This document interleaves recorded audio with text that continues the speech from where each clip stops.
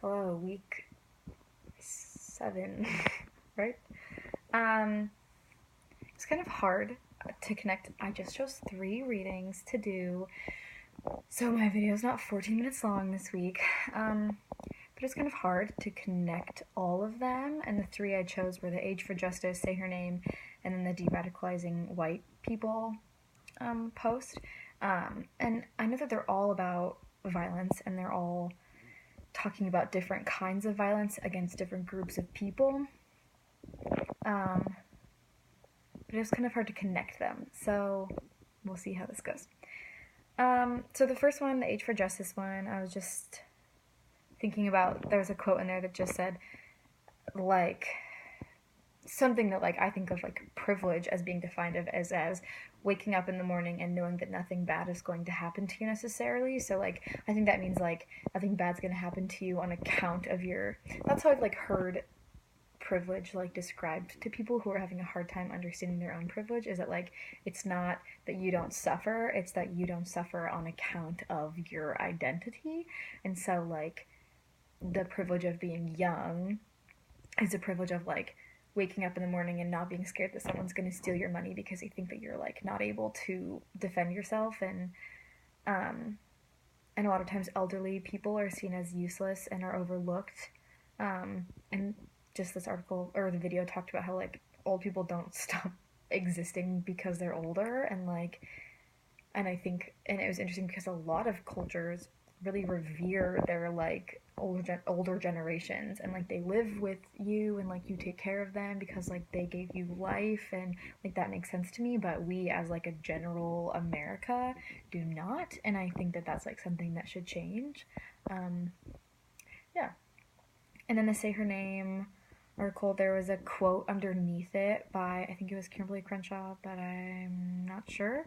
But it said, the Say Her Name movement responds to increasing calls for attention to police violence against Black women by offering a resource to help ensure that Black women's stories are integrated into demands for justice, policy responses to police violence, and media representations of victims of police brutality. And it just reminded me of the talk, the intersectionality TED Talk by Kimberly Crenshaw, that at the beginning she named women of color, I think specifically Black women, who had been shot by or killed by police, and how very few people in the audience knew who they were. And that's such a problem, like, that we say the names of Black men and not Black women, and that we still don't say the names of Black women who've been killed by police, and, or sorry, murdered by police. And just, like, just another reminder of why it's important to, for, like, intersectionality, in that, like, Black people are being killed by the police, Black men are being killed, and we don't say, like, we don't treat them equally. The Black men that are being murdered and the Black women who are being murdered, we're not giving them the same sort of, like, treatment in society and the same sort of importance, but both are happening, and both are, like, bad is the wrong word, but um okay. And then the de-radicalizing white people article thing, um it was really interesting because at the beginning they talked about how they were talking to an old, like, someone who used to be a white supremacist skinhead person, and talking about how they, like, they knew that to like further the message that they wanted to further, they needed to become more approachable and to, like, change themselves to fit and to have people listen to them. And so they, like, intentionally, like, changed the way that they clothed themselves and the way that they cut their hair, and they did things to make themselves more approachable and to make themselves, like, preppy. And I think that just, like, is terrifying.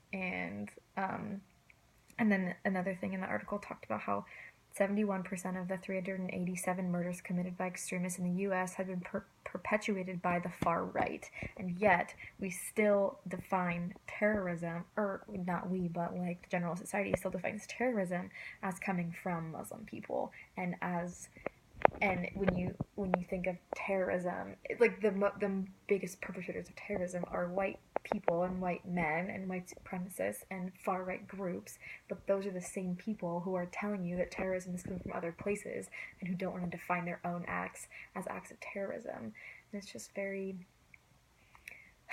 you know. um, but yeah, I guess all of these are about violence and violence against specific marginalized communities and like systemic violence. And I don't really know if there's other places and ways to connect them. And this also ties into the article, the Dunbar Ortiz chapter that we read about indigenous peoples and the violence that was committed against them. And yeah, this is a hard week. Violence is everywhere, and it's sad and terrifying, scary.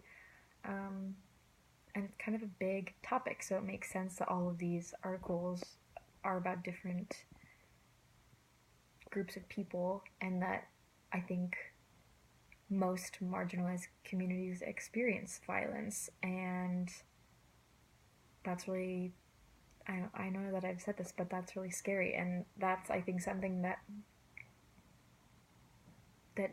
that I think most marginalized groups have in common is the fear of systemic violence and the fear of being harmed because of an identity that you hold, identity that you can't control and that you were born with. And even if you weren't, still just violence, the fear of violence just for like existing as who you are. And yeah, that's all. Only 7 minutes long this week. You're welcome.